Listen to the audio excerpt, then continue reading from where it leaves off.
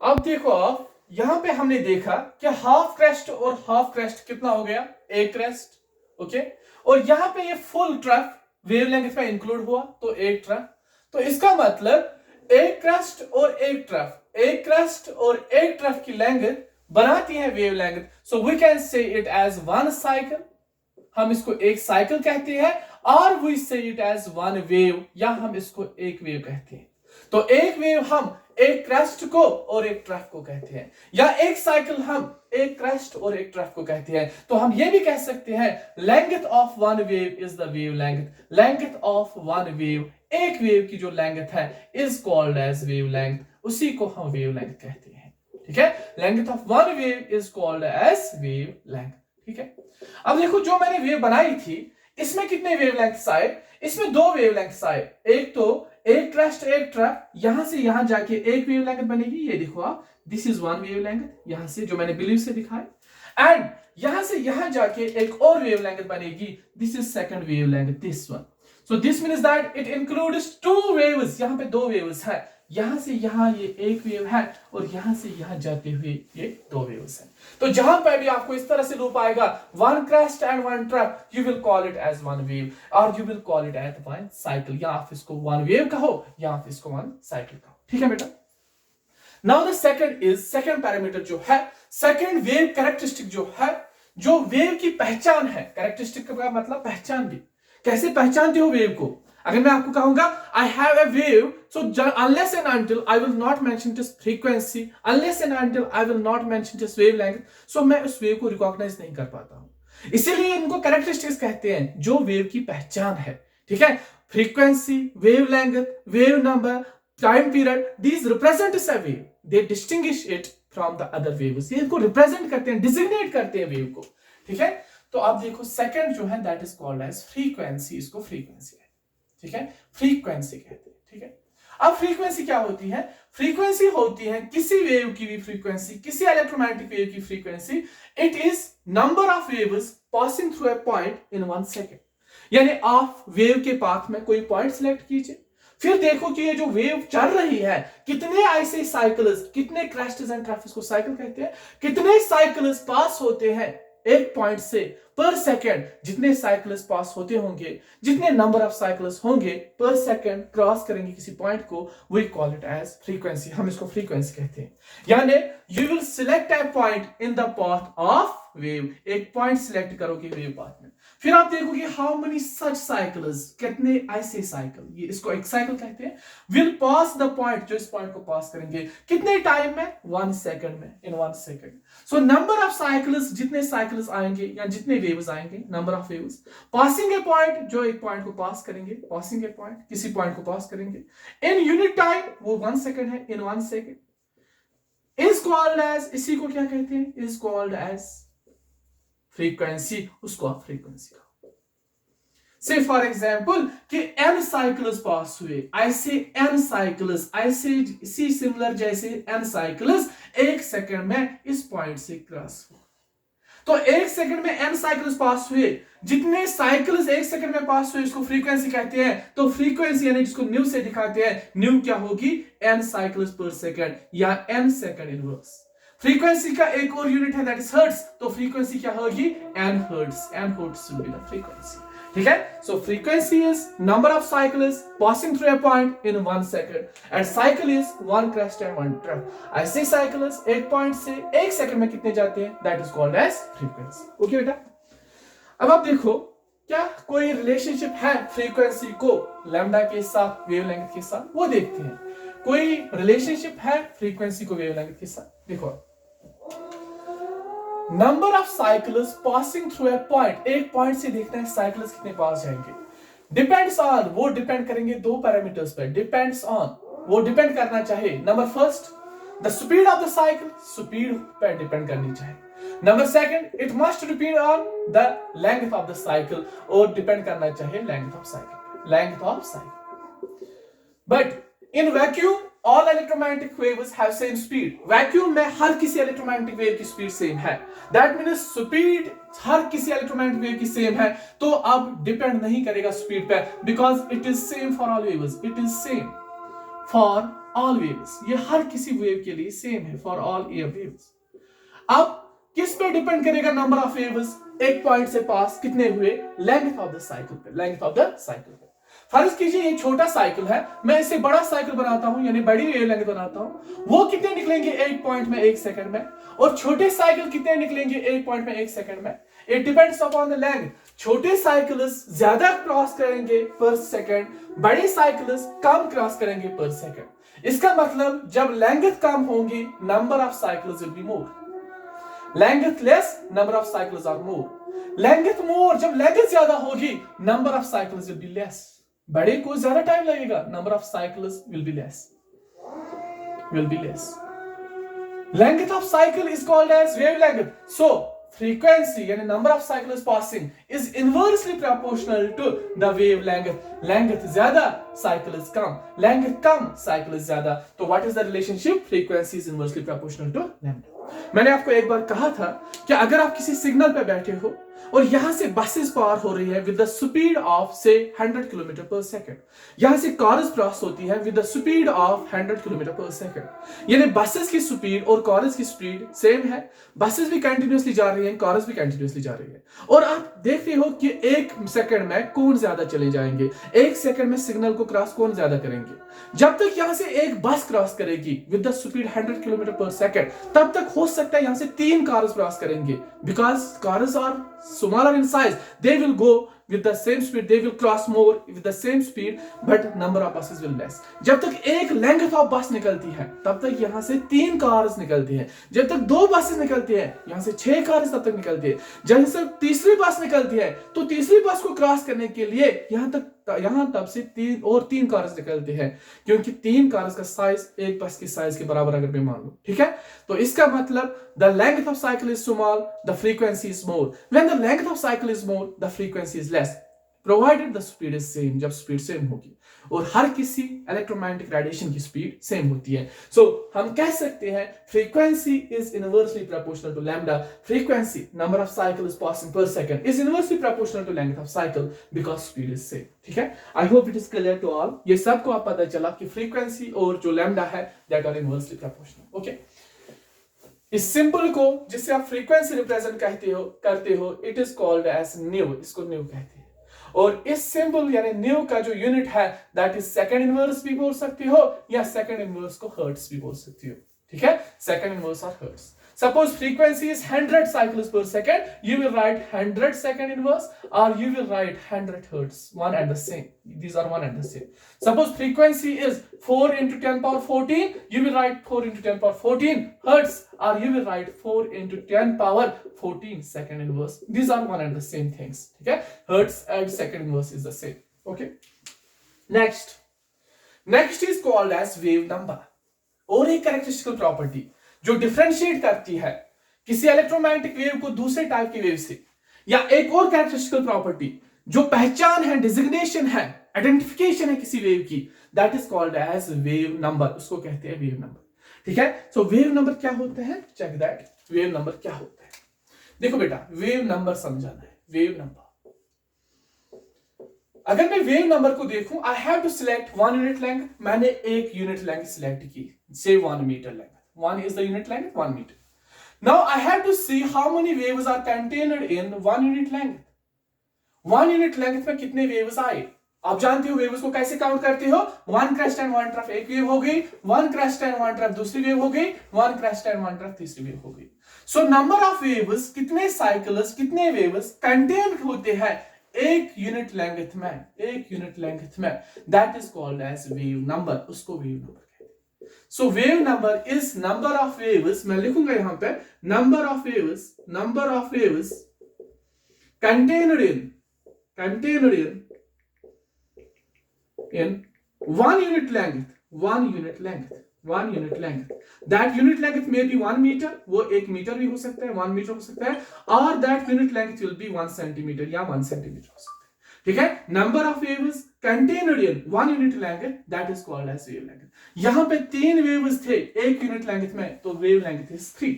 Suppose कीजिए इस तरह से मैंने वेव्स बनाए 1 and 2 waves are contained in 1 metre length, so what is the wave number? Nu dash से दिखाते हैं। What is the wave number? That is equal to 2। ठीक है, so wave number is nothing but number of cycles, number of waves contained in unit length. 1 metre या 1 centimetre में कितने cycles contain हो रहे हैं, कितने साइकिल्स एडजस्ट हो रहे हैं, that is called as wave number. अब आप देखो वेव नंबर और लैम्डा को रिलेशनशिप है। वेव नंबर यानी न्यू डैश जिसको आप कहते हो वेव नंबर, और लैम्डा जिसको आप कहते हो wavelength, there is a well defined relationship. इनके बीच में एक रिलेशनशिप है, और इस रिलेशनशिप को दिखाने के लिए आप क्या करोगे? कंसिडर अ वेव, ये वेव कंसिडर कीजिए आप। इट इज 1 मीटर लेंथ, मैंने 1 मीटर लेंथ ली और इसमें दो वेव्स आई, दो waves. So what is the wave number? Wave number क्या होगा? 2 पर मीटर, 2 वेव्स पर मीटर। लेकिन आप देखो वेव लेंथ क्या होगी? वन साइकिल को एक वेव लेंथ कहते हैं, this is lambda. Other cycle को एक वेव लेंथ कहेगी, this is lambda. Lambda plus lambda is 2 lambda, so 2 lambda forms 1 metre, 2 lambda 1 metre के बराबर है। ठीक है, दिस इज 1 लैम्डा, इसी के साइड से है एक और लैम्डा, लैम्डा प्लस लैम्डा हो गए 2 लैम्डा। 2 लैम्डा हमारे हिसाब से 1 मीटर है, 2 lambda is equal to 1 metre. Lambda क्या होगा? 1/2 मीटर, लैम्डा है 1/2 मीटर। अब देखो आप, लैम्डा का आंसर 1/2, वेवलेंथ का आंसर 1/2, जब वेव नंबर का आंसर 2, वेव नंबर का आंसर क्या है? 2, तो हम कह सकते हैं wave number is equal to 1 by wavelength. ठीक है, यानी अगर ये 2 है, ये है 1/2, अगर ये 1/2 है, ये है 2, that means 2 and 1/2 are reciprocal of one another, that means wave number and wavelength are reciprocal of one another. 2 value और 1/2 वैल्यू क्या है? एक दूसरे के रेसिप्रोकल है, तो इसका मतलब वेव नंबर और वेव लेंथ क्या है? रेसिप्रोकल है। लाइकवाइज अगर मैं यहां पे बनाऊं, ये है कोई वेव, ये है 1 मीटर लेंथ। कितने वेव्स आए 1 मीटर लेंथ में? 1 वेव, 2 वेव, 3 वेव, 4 वेव्स। सो वेव नंबर क्या होगा बेटा? 4 पर मीटर। लेकिन आप देखो वेव लेंथ क्या होगी? 1 मीटर एक वेव, दूसरी वेव 1 मीटर, सॉरी तीसरी वेव लैम्डा, चौथी वेव लैम्डा। ठीक है, तो 4 वेव्स का लैम्डा लैम्डा बन गया। ठीक है, so that means lambda lambda lambda lambda, total length is 4 lambda, but according to us total length is 1 meter, so lambda क्या है फिर? 1/4। तो lambda आया यहाँ पे 1/4, वेव नंबर आया 4, तो this suggests wave number and lambda they are reciprocal values of one another, वो एक दूसरे के reciprocal values है। ठीक है बेटा, ठीक। क्यों इसका वेव नंबर 2 है? क्योंकि दो वेव्स की लेंथ हाफ हाफ मीटर है। क्यों इसका वेव नंबर 4 है? क्योंकि 4 वेव्स की लेंथ 1/4 मीटर है। ठीक है, that means wave number is nothing but number of waves contained in 1 metre length. Okay, ठीक है बेटा, fine, I hope it is clear to all. Next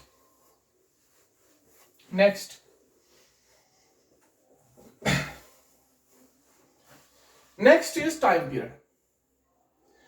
लेकिन टाइम पीरियड पढ़ाने से पहले, टाइम पीरियड एक और कैरेक्टरिस्टिक प्रॉपर्टी है, लेकिन टाइम पीरियड पढ़ाने से पहले हम देखेंगे जो ये वेव लेंथ है लैम्डा, जो ये फ्रीक्वेंसी है न्यू, और जो वेलोसिटी ऑफ इलेक्ट्रोमैग्नेटिक रेडिएशन है C, is there any relationship between them? इनके बीच में मत कोई रिलेशनशिप है, यानी कोई इक्वेशन में ऐसी है जो इनको कनेक्ट करती है एक दूसरे के साथ? हाँ, हमारे पास रिलेशनशिप है लैम्डा न्यू और सी को लेके। देखो वो रिलेशनशिप क्या है। से फॉर एग्जांपल मैंने वेव लेंथ को, this is wave length of one cycle, this is wave length lambda, मैंने इसको मल्टीप्लाई किया फ्रीक्वेंसी से, यानी number of cycles per second से, साइकिल्स पर सेकंड से। देखते हैं आंसर क्या है। देखो आपके पास एक साइकिल की लेंथ है और आप देखते हो नंबर ऑफ साइकिल्स कितने हैं, नंबर ऑफ साइकिल्स कितने हैं। One cycle multiply by number of cycles means total distance. One cycle means number of cycles means total distance. जब वन साइकिल को मल्टीप्लाई करोगे नंबर ऑफ साइकिल्स, वो total distance बनेगी। देखो कैसे, suppose here you have 3 cycles या 4 cycles, एक cycle, 2 cycle, 3 cycle, 4 cycle. ठीक है, नंबर ऑफ साइकिल्स कितने हैं? 4। और what is the length of one cycle? से वन साइकिल की लेंथ है 10 एंगस्ट्रॉम, एक साइकिल की लेंथ क्या है? 10 एंगस्ट्रॉम। आप करोगे ना सीधे 10 angstrom multiplied by 4, that is 40 angstrom, total length will be 40 angstrom. वैसे भी आएगी, ये है 1 लैम्डा हो गए 10, ये है दूसरा लैम्डा हो गए 10, ये है तीसरा लैम्डा हो गए 10, ये है चौथा लैम्डा हो गए 10। तो आइदर आप सारे लेंथ्स को ऐड कर लो वैसे निकलेगा, या एक length multiplied by number of cycles कर लो तब भी टोटल डिस्टेंस मिलेगी। सो मैं सिंपली कह रहा हूं आपको 1 लेंथ यानी 1 lambda multiply by number of such lambdas, number of cycles, it is total distance. वो क्या है? Total distance. So lambda into number of cycles हो गई टोटल डिस्टेंस। लेकिन टोटल डिस्टेंस को डिवाइड बाय सेकंड भी है, वो मैंने अभी कंसीडर नहीं किया, divide by second. Distance per unit time, distance per unit time को स्पीड कहते हैं, दैट इज सी। तो इसका मतलब लैम्डा को जब मल्टीप्लाई न्यू किया, ठीक है, लैम्डा को जब मल्टीप्लाई न्यू किया वो बना टोटल डिस्टेंस पर सेकंड, क्योंकि इसका न्यूमरेटर बना टोटल डिस्टेंस, इसमें डिनोमिनेटर था सेकंड, वो बना टोटल डिस्टेंस पर सेकंड, वो बना सी, ठीक है। So this multiply by this is equal to C, nu lambda is equal to C. बेटा ये हमेशा याद रखो, nu into lambda is equal to C, because फिर से इमेजिन करो, lambda is the length of one cycle, nu is cycles per second, so one cycle multiplied by number of cycles is total distance, this second is still there, so total distance per unit time, that is speed, so nu into lambda is speed of an electromagnetic wave, ठीक है बेटा? Is it clear? I hope it is clear to all. I hope it is clear to all. Now time period. अब time period क्या होता है, ये भी तो बहुत इंपॉर्टेंट है। टाइम पीरियड, टाइम पीरियड, देखो टाइम पीरियड क्या है, जो वेव है ना, one crest and one trough, this is single wave, how much time a wave takes to cross a point, कितना टाइम एक वेव लेता है in order to pass a point is known as time period. एक wave को कितना time लगता है किसी पॉइंट को क्रॉस करना, एक वेव को कितना टाइम लगता है to cross a point is called as time period. Simple words में, how much time is taken by a wave to cross a point, that is called as time period, उसको time period कहते हैं। Suppose कीजिए इस cycle को 0.2 second लगा इस point को पास करने का, तो टाइम पीरियड क्या होगा, इसका टाइम पीरियड क्या होगा, दैट विल बी 0.2 सेकंड। फर्ज कीजिए इस वेव को बहुत ही कम टाइम लग रहा है पॉइंट को क्रॉस करने में, ये बहुत मतलब छोटी वेव है और इसकी जो स्पीड वो ज्यादा है, इसको लगता है 0.01 seconds to cross a point, so time period कितना होगा, 0.01 सेकंड। या फर्ज कीजिए दो वेव्स को लगता है, दो वेव्स को, एक वेव और दो वेव, ठीक है, दो वेव्स को लगता है 2 seconds to cross a point, ठीक है, एक वेव को कितना लगेगा 1 second to cross a point, so इसका टाइम पीरियड कितना होगा 1 second. So time period is nothing but time taken to cross a point, time taken to pass a point by single wave, by single cycle. एक cycle कितना time लेता है, single cycle, एक cycle कितना time लेता है, that is called as time period, and time period का unit क्या होगा, सेकंड्स। अब हमें देखना है क्या टाइम पीरियड और फ्रीक्वेंसी को कोई रिलेशनशिप है, is there any relationship between time period and frequency. क्या टाइम पीरियड और फ्रीक्वेंसी यानी time period T, capital T, and frequency यानी न्यू, इसके बीच में कोई इक्वेशन है, क्या इनको इंटर कन्वर्ट कर सकते हैं, ऑफ कोर्स कर सकते हैं। देखो क्यों, number of cycles per second, number of cycles per second, कितने साइकिल्स निकलते हैं पर सेकंड, इसको कहते हैं फ्रीक्वेंसी, ठीक है। फर्ज कीजिए n साइकिल्स निकले, n साइकिल्स पर सेकंड निकले, ठीक है, n number of cycles per second निकले, तो फ्रीक्वेंसी क्या है, n। लेकिन इसमें से एक एक सेकंड, एक एक साइकिल को कितना टाइम लगेगा, every cycle will take the equal time of 1 second, यानी हर कोई साइकिल अपना अपना इक्वल टाइम लेगा। तो अगर टोटल सेकंड लगता है एक n साइकिल्स को, एक साइकिल को कितना लगेगा, इस तरह से दिखाऊंगा, n साइकिल्स को कितना टाइम लगता है 1 सेकंड, यूनिटरी मेथड, 1 साइकिल को कितना टाइम लगेगा 1/n second, 1/n second, unitary method है ना, क्योंकि time will be equally distributed. या आप बोलोगे सपोज 10 साइकिल्स को लगता है 1 सेकंड, तो इसका मतलब व्हाट इज फ्रीक्वेंसी 10, तो एक साइकिल को कितना टाइम लगेगा 1/10 second, so what is time period 1/10। या फर्ज कीजिए 8 साइकिल्स को लगता है, 8 साइकिल्स को लगता है 1 second, so what is frequency 8 cycles per second, 8, और एक साइकिल को कितना टाइम लगेगा 1/8। तो इसका मतलब जो टाइम पीरियड है, एक साइकिल को जो टाइम लगता है, that is reciprocal of frequency, वो फ्रीक्वेंसी का रेसिप्रोकल है, time period is reciprocal of frequency, ठीक है। वैसे यूनिट के हिसाब से भी पता चलेगा, what is the unit of frequency, second inverse, second inverse को अगर और इनवर्स करेंगे तो क्या बनेगा second, that is the time unit of time period, ठीक है। Time period is reciprocal of frequency, क्योंकि इनका यूनिट भी रेसिप्रोकल है, इनका वैल्यू भी रेसिप्रोकल है। ओके बेटा, समझ आया, I hope it is clear. So एक साइकिल को किसी पॉइंट से जाने के लिए कितना टाइम लगता है, that is called as time period. कितने साइकिल्स एक सेकंड से निकलते हैं, that is called as frequency. जब मैंने यूनिटरी मेथड से देखा, मुझे अच्छे से वहां से पता चला कि time period and frequency are reciprocal of one another. So now you have equation, एक इक्वेशन है आपके पास, nu lambda is equal to C. So अगर आपको न्यू का वैल्यू नोन है, सी का वैल्यू तो आप ऑलरेडी जानते हो 3 इंटू 10⁸ मीटर पर सेकेंड, न्यू का वैल्यू अगर पता है, ठीक है, you will find lambda is equal to C by nu. Okay, ये आप यूज कर सकते हो। या आप जानते हो you have nu lambda is equal to C, ठीक है, अगर आपको लैम्डा का वैल्यू नोन है, सी का वैल्यू ऑलरेडी जानते हो 3 इंटू 10⁸ मीटर पर second, you can find the value of nu is equal to C by lambda, provided lambda is also in metres. Lambda भी किस में लाओगे? मीटर्स में, क्योंकि सी का वैल्यू क्या है? मीटर्स में। अगर ये मीटर्स में है तो लैम्डा को भी मीटर्स में लाना है। मैंने न्यू के टाइम क्यों नहीं कहा? क्योंकि न्यू का वैल्यू है ही सेकंड इनवर्स और इसमें भी सेकंड आता है, ठीक है। सो न्यू जो भी होगा वही वैल्यू यूज करना है, but you have to bring lambda in metres, ठीक है। Now energy of electromagnetic wave, energy of electromagnetic wave,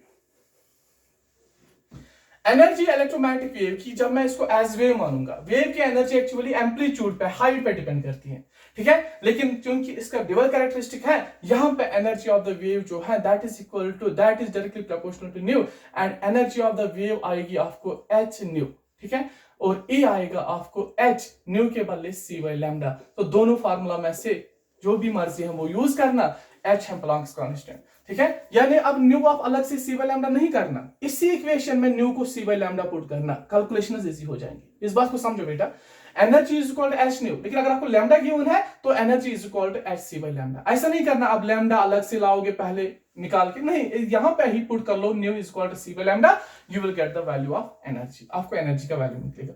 जो h है that is called as Planck's constant, that is 6.626 into 10⁻⁻34 joule second. Okay, so these were some of the concepts regarding wave character of electromagnetic radiation। मैं यहाँ पे summary लिखूंगा जो आपको बहुत ही important है। समरी में सबसे पहले आप याद रखोगे जो न्यू और लैम्डा है they are inversely proportional, equal नहीं है। Nu and lambda are inversely proportional. Okay, second summary में सेकंड पॉइंट आप याद रखोगे न्यू इनटू लैम्डा जो है that is equal to C, nu into lambda C के बराबर है। तो इसका मतलब जो लैम्डा है that is C by nu, और इसका मतलब जो न्यू है that is C by lambda, ठीक है बेटा, ये है इस पॉइंट की समरी। तीसरा पॉइंट जो है that is time period is equal to 1 by frequency, time period 1 by frequency. और चौथा पॉइंट जो है that is wave number is equal to 1 by lambda in metres. जब लैम्डा मीटर्स में है, wave number is equal to 1 by lambda in metres. और next point जो है that is this one, fifth point is this one, energy is equal to h c by lambda और energy is equal to h nu. So ये है कुछ points जो आप use करोगे during solving numerical problems on electromagnetic radiation. जब भी electromagnetic radiation पे न्यूमेरिकल प्रॉब्लम आएगी, एक बार फिर से सुनो, nu is inversely proportional to lambda, not equal to, inversely proportional to lambda, ठीक है। Nu lambda is equal to c, that means lambda is equal to c by nu और nu is equal to c by lambda, यानी constant of proportionality जो है that is c। आप देखो इस equation और इक्वेशन में कांस्टेंट ऑफ प्रोपोर्शनलिटी जो है दैट इज c। आप फिर बोलोगे time period is equal to, not proportion, time period is equal to 1 by nu यानी 1 by फ्रीक्वेंसी, और wave number is equal to 1 by lambda, equal to not proportional, wave number is equal to 1 by lambda, but when lambda is in meters. फिर energy is equal to h nu, nu के बदले c by lambda भी लिख सकते हैं, तो energy is equal to h c by lambda। h का value है 6.626 into 10⁻⁻34 joule second. Thank you very much, आज के लिए इतना काफी है बेटा।